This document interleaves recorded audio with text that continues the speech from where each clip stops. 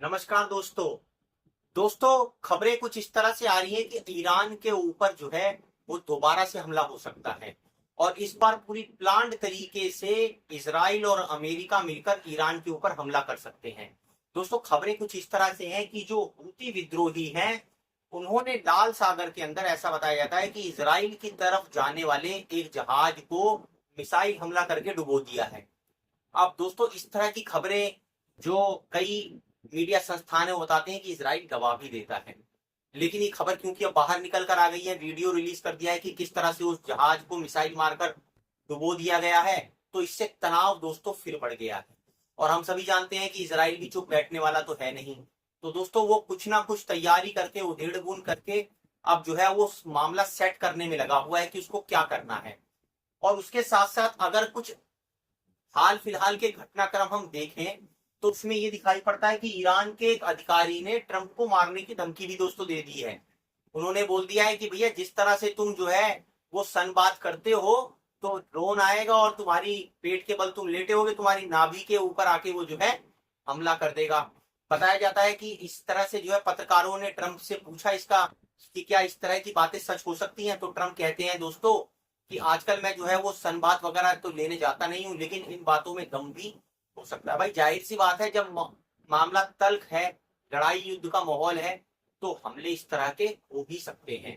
क्योंकि दोस्तों ये हम पहले भी देख चुके हैं कि जब लड़ाइयां होती हैं तो ये कोई नई बात नहीं है कि किसी नेता को मरवा देना, ये बहुत छोटी मोटी बातें हैं। इस साजिशें का दौर चलता रहता है। अब चीन जो है इस पूरे के पूरे मामले में अपना अलग तड़का लगा रहा है दोस्तों। वो ईरान को अपने हथियार देने में लगा हुआ है। J-10 जो है हवाई जहाज दे रहा है, मिसाइलें दे रहा है, तो ईरान की ताकत को बढ़ा रहा है। अब यहाँ पर समस्या ये है कि ईरान भी तैयारी करके बैठा है दोस्तों कि अगर अब की बार हमला हो गया तो ईरान भी बिल्कुल अपनी कमर कस के बैठा हुआ है, क्योंकि अब वो थोड़ा अंदाजा तो उसे लग ही गया है कि अब ये क्या करते हैं क्या नहीं करते हैं। तो अब की बार वो भी अपने बिल्कुल तेवर उसने टाइट कर रखे हैं। तो यहां पर समस्या ये है, इस बार का जो हमला होगा वो क्या इस तरह का होगा कि आमने सामने का लंबा युद्ध चलेगा जैसे रूस और यूक्रेन का चल रहा है। क्योंकि अमेरिका इस समय जिस हालत में है वो लंबे युद्ध को नहीं लड़ना चाहता है। तो कुछ इस तरह की शंकाएं भी उठ रही हैं, क्या ईरान के ऊपर इजराइल या अमेरिका परमाणु हमला भी कर सकते हैं ताकि घुटनों पर आ जाए ईरान ईरान और एक लंबी लड़ाई को अवॉइड किया जा सके।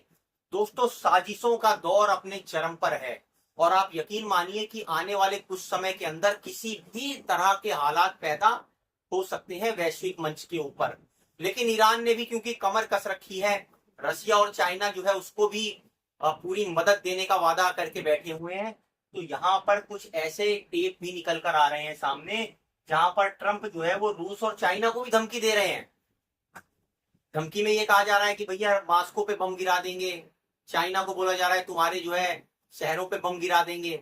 तो इस तरह की बातें निकल कर आ रही हैं दोस्तों। इस वैश्विक माहौल के अंदर देखने वाली बात ये रहेगी कि आगे भविष्य में क्या ईरान, इजराइल और अमेरिका का दोबारा से युद्ध छिड़ता है। अगर ये छिड़ेगा तो इस बार बहुत विनाशकारी होगा दोस्तों। हमारे वीडियो को लाइक और सब्सक्राइब जरूर कीजिए।